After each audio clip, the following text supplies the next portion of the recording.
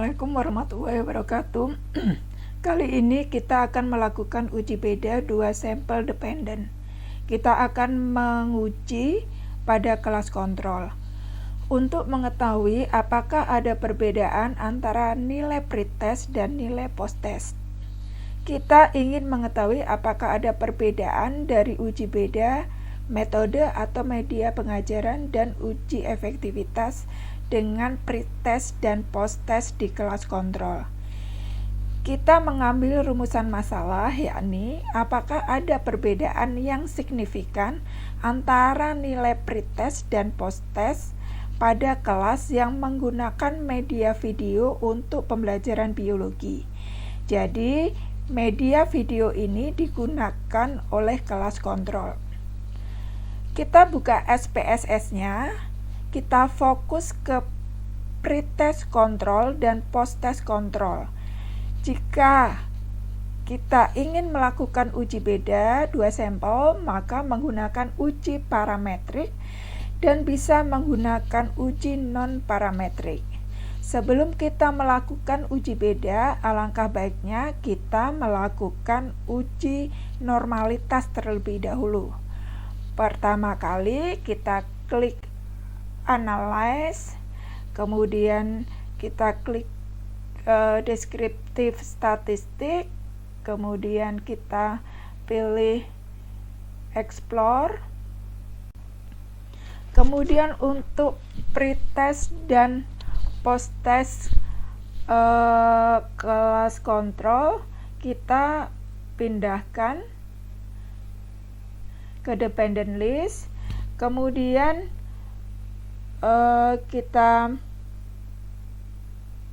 klik statistik, jangan lupa dicentang deskriptif, kemudian continue. Setelah itu kita pilih plot, kemudian jangan lupa kita centang normality plot with test, kita pilih continue, kemudian kita pilih OK, kita klik OK.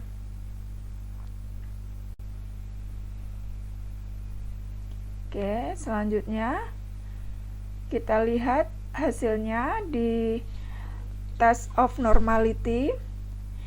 Setelah didapatkan hasil test of normality menurut Dahlan di tahun 2010, jika datanya kurang dari 50, maka kita menggunakan Shapiro-Wilk. Kita bisa menggunakan Shapiro-Wilk dengan rumusan masalah jika signifikasinya lebih besar dari 0,05, maka datanya normal, dan jika signifikasinya lebih kecil dari 0,05, maka datanya tidak normal. Seperti pada layar, nilai pretest pada kontrol yaitu 0,09.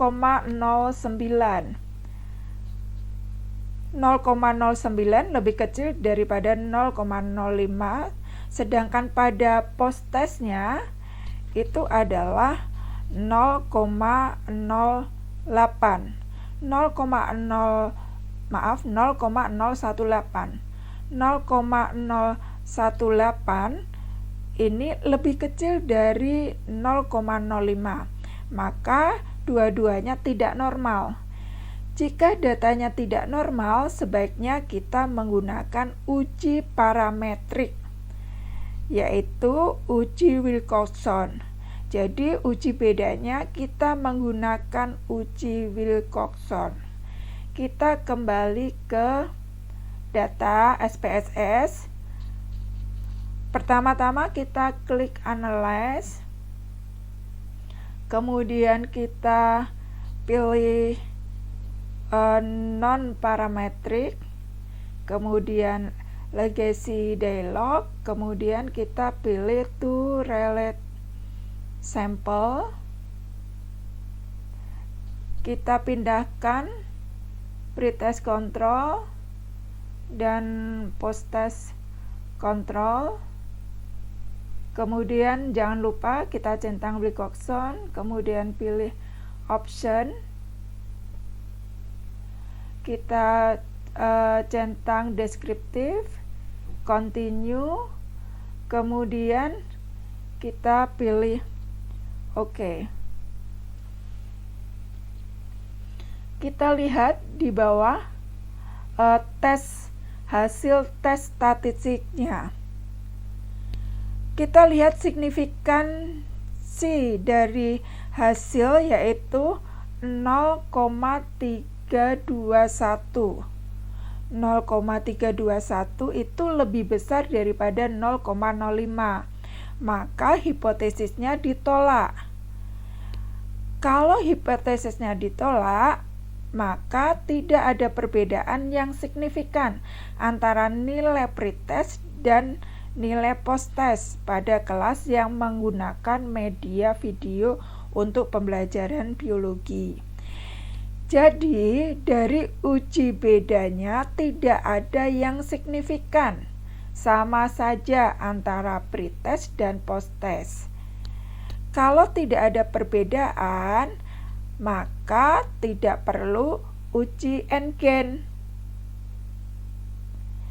Tidak perlu karena tidak ada perbedaan uji N-gen dari nilai pretest dan nilai post-test pada kelas kontrol. Setelah tadi kita melakukan uji non-parametrik menggunakan uji Wilcoxon, sekarang kita berasumsi bahwa datanya berdistribusi normal, walaupun bukan yang sebenarnya. Maka kita menggunakan uji parametrik. Bagaimana caranya? Yang pertama, kita klik Analyze, kemudian kita pilih Compare Mean, kemudian kita pilih Pirate Sample T-Test. Kita masukkan yang pre-test control dan post-test control. Kemudian kita klik OK. Sekarang kita lihat hasilnya di Pirate Sample T-Test. Hasil signifikasi dari uji pre-test didapatkan 0,356. 0,356 ini tentunya lebih besar daripada 0,05. Maka hipotesisnya tetap ditolak. Selanjutnya kita berasumsi bahwa ada perbedaan yang signifikan, walaupun di dalam uji ini tidak ada perbedaan signifikan. Maka kita uji N-gennya. Kita ingin melihat adakah perbedaannya. Yang pertama kita harus lihat dulu adalah rumus N-gennya. Rumus N-gen sama dengan skor post-test dikurangi skor pretest dibagi skor ideal dikurangi skor pretest. Di sini skor idealnya adalah 100. Sekarang kita kembali ke SPSS. Kita klik transform, kemudian kita klik compute variable, kita ketik di target variable, kita ketik post kurang post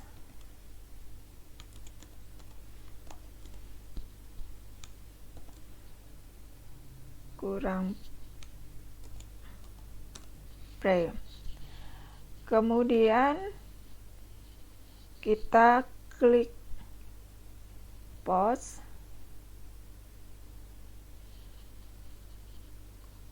kurang pre.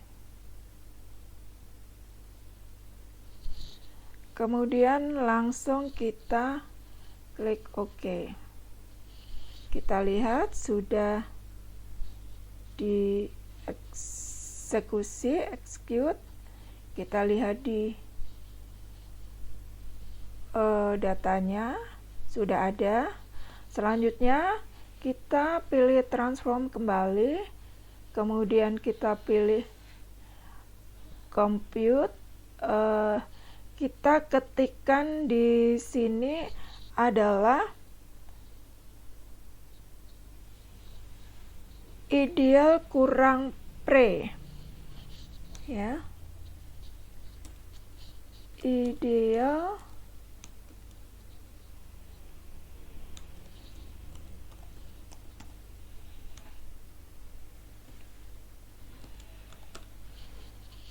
kurang pre.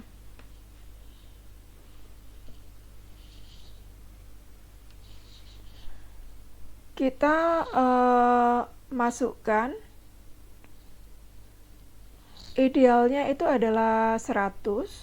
Kita ketik 100 dikurangi pretest control, kemudian kita okekan.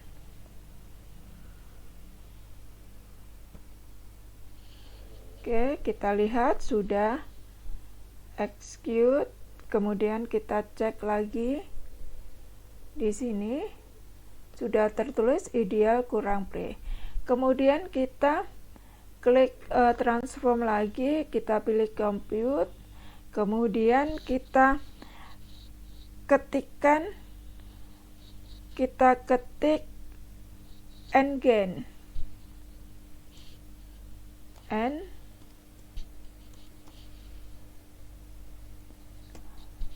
NGen, kemudian kita masukkan rumusnya posttest, tadi posttest kurangi pre dibagi, kita hapus dulu, posttest kurangi pre dibagi ideal kurangi pre. Kita okekan. Dan belum kita masukkan. Kita okekan, udah execute. Kita cek di datanya sudah NGen.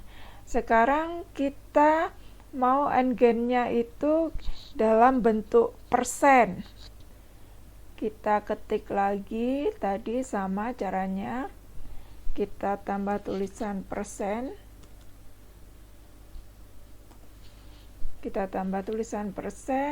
kemudian kita klik NGen, kita pilih NGen dikali 100. Kita klik OK. Kita lihat sudah execute, kita cek lagi di datanya. Oke, di datanya sudah ada. Selanjutnya kita melakukan statistik deskriptif. Caranya kita klik analyze, kemudian deskriptif, statistik, kita pilih deskriptif, kemudian kita pindahkan NGen dan NGen persen, kemudian kita klik OK.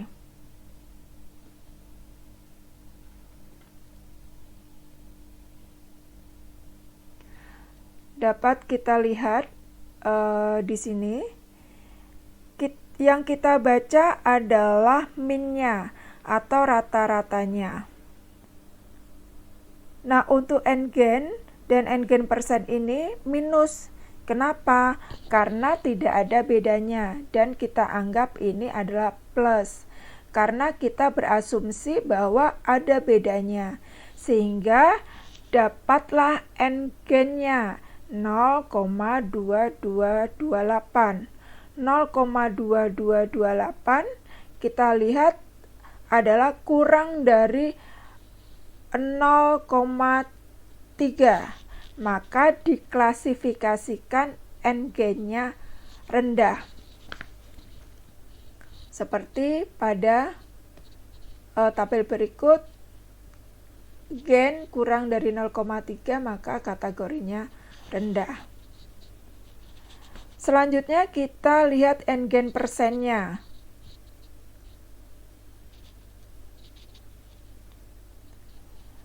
N-gen persennya di sini dapat kita lihat didapatkan 22,27%.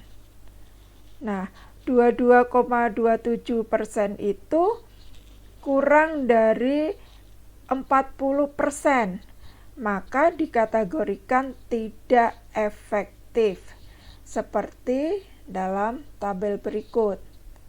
Dapat kita lihat kurang dari 40% sangat tidak efektif. Nah, seperti itulah cara kita menentukan n-gen di dalam uji beda. Terima kasih, semoga bermanfaat.